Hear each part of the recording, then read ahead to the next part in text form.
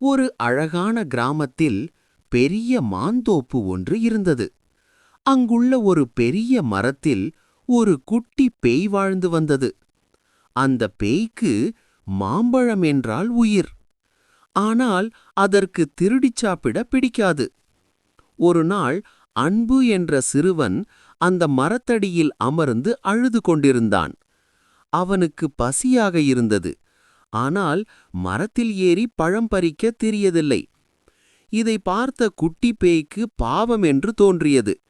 உடனே அது மெதுவாக ஒரு பெரிய பழுத்த மாம்பழத்தை பறித்து காற்றில் மிதக்க விட்டு அன்புவின் மடியில் போட்டது. திடீரென பழம் வானத்திலிருந்து விழுந்ததைக் கண்டு அன்பு ஆச்சரியப்பட்டான். மேலே பார்த்தபோது காற்றில் 2 கண்கள் மட்டும் தெரிந்து சிரித்தன. அன்பு பயப்படாமல், "நன்றி